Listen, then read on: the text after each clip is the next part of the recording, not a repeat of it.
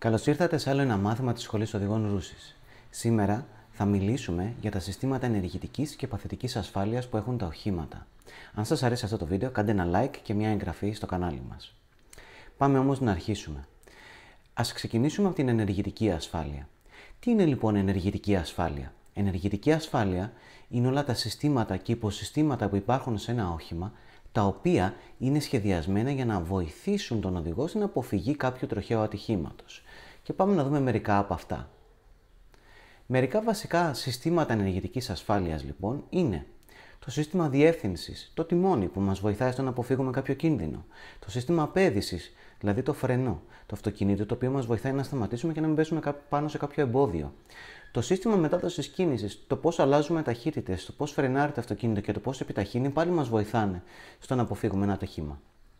Τα φώτα, τα οποία παίζουν ενεργό ρόλο στο να βλέπουμε αλλά και να μας βλέπουν οι άλλοι.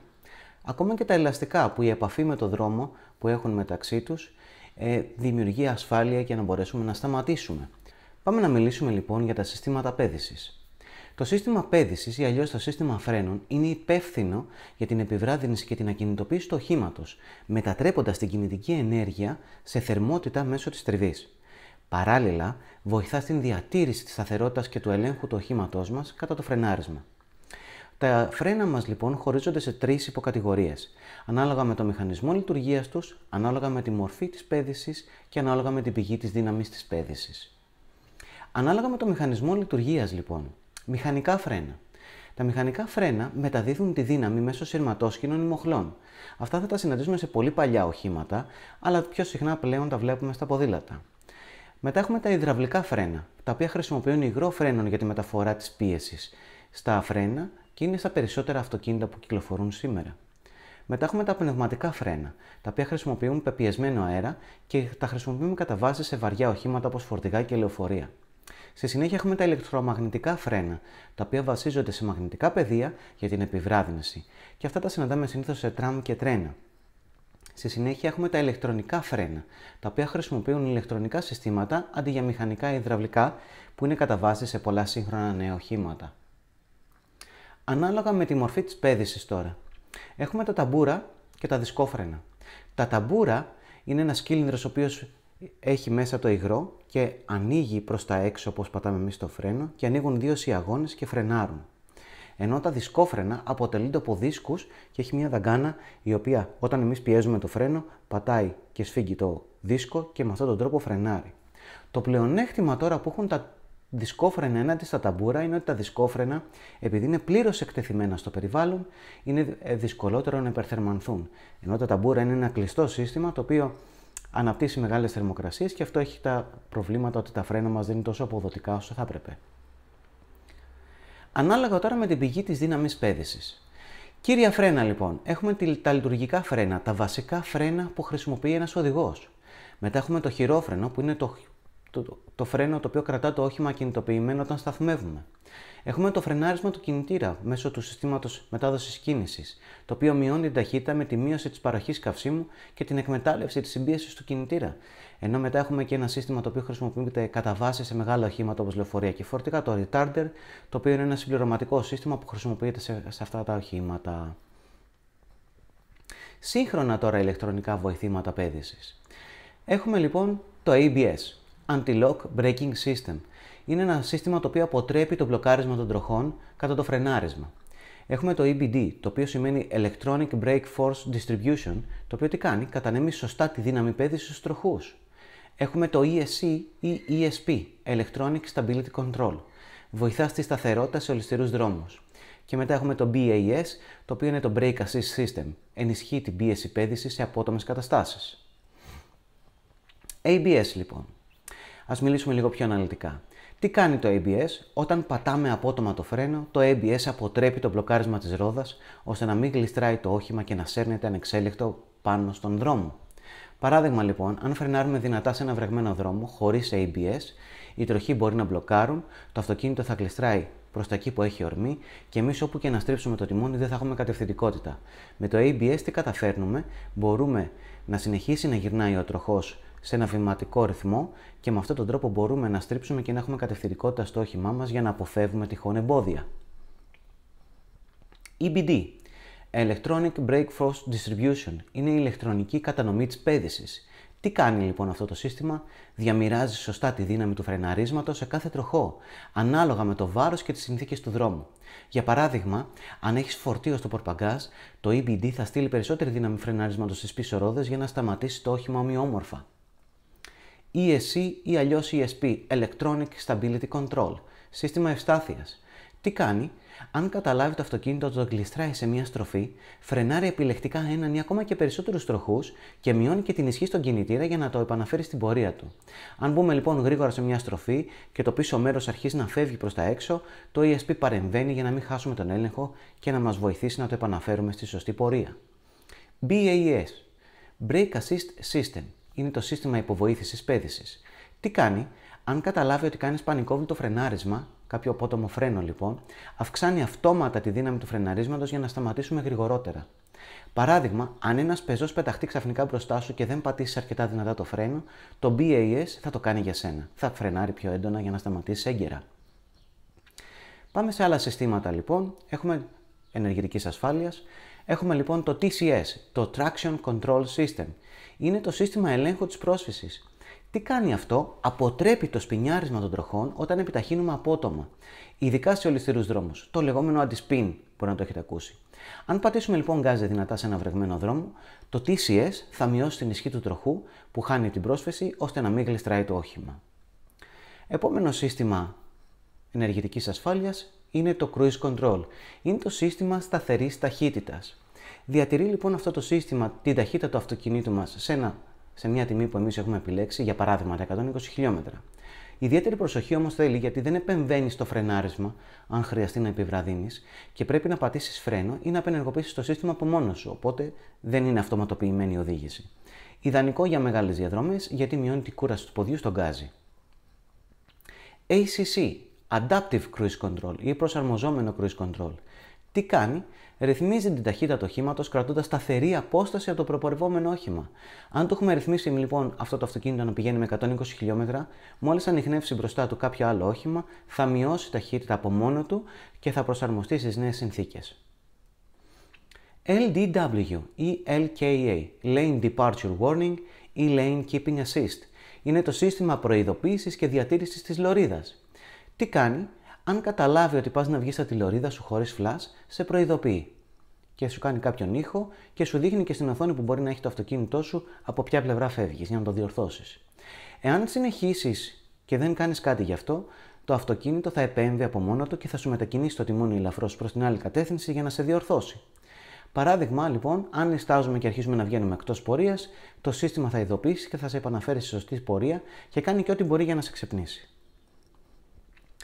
AEB, Autonomous Emergency Braking, αυτόματο φρενάρισμα έκτακτης ανάγκης. Τι κάνει λοιπόν? Ανιχνεύει εμπόδια όπως αυτοκίνητα ή πεζούς και αν δεν αντιδράσεις εγκαίρως, φρενάρει από μόνο του αυτόματα.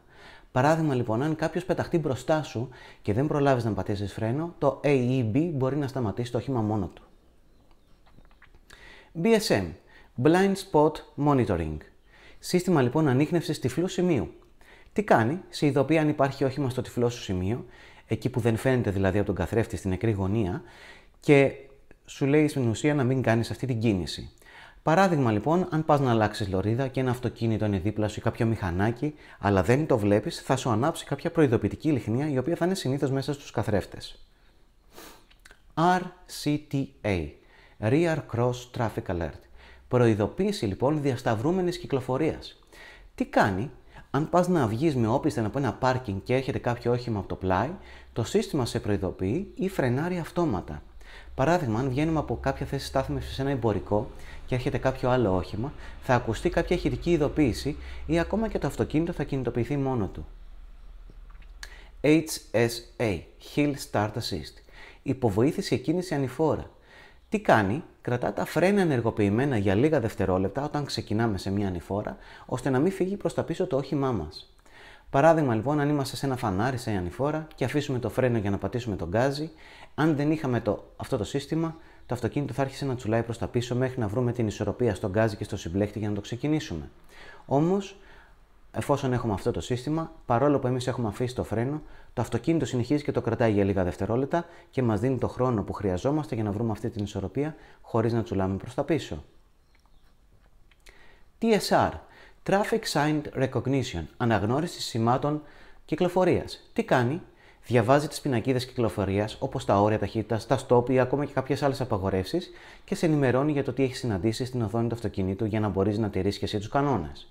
Παράδειγμα λοιπόν, αν δεν προσέξεις το όριο ταχύτητας άλλαξε από 100 σε 80, στο δείχνει εκεί πέρα και σε ειδοποιεί και ηχητικά πλέον για να μπορέσεις να προσαρμοστείς στις νέες συνθήκες. Driver Monitoring System. Είναι το σύστημα λοιπόν παρακολούθησης οδηγούς. Τι κάνει? Ελέγχει την προσοχή του οδηγού μέσω κάμερας και αισθητήρων. Αν εντοπίσει σημάδια κόπωσης ή απόσπασης προσοχής, ειδοποιεί τον οδηγό. Αν το σύστημα λοιπόν δει ότι τα μάτια σου κλείνουν για πολλή ώρα, θα ακουστεί ειδοποίηση που θα σου προτείνει να κάνεις διάλειμμα.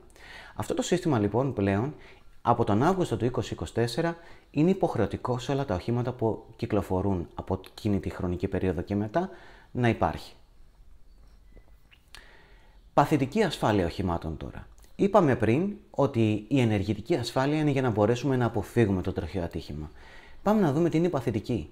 Τα συστήματα παθητικής ασφάλειας είναι αυτά που προστατεύουν τους επιβάτες όταν συμβεί ένα ατύχημα, μειώνοντας έτσι τις επιπτώσεις της σύγκρουσης. Σε αντίθεση με τα συστήματα ενεργητικής ασφάλειας που προσπαθούν να αποτρέψουν το ατύχημα, η παθητική επεμβαίνει μετά το ατύχημα. Ζώνες ασφαλείας λοιπόν. Τι κάνουν? Κρατούν τους επιβάτες σταθερούς στη θέση τους, μειώνοντας τις πιθανότητες τραυματισμού. Διάφορες πρόσθετες τεχνολογίες που έχουν μπει με τα χρόνια στις ζώνες ασφαλείας είναι οι προεντατήρες που σφίγγουν αυτόματα τη ζώνη σε περίπτωση σύγκρουσης, οι περιοριστές δύναμης οι οποίοι απορροφούν μέρος της δύναμης για να μην γίνει απότομο τρένταγμα στο στήθος και τραυματιστούμε. Και να τονίσουμε εδώ ότι η ζώνη ασφαλείας είναι το σημαντικότερο σύστημα παθητικής ασφάλειας που υπάρχει σε ένα όχημα. Όλα τα υπόλοιπα συστήματα παθητικής ασφάλειας είναι σχεδιασμένα να λειτουργούν πάντα σε συνδυασμό με αυτή. Αερόσακοι.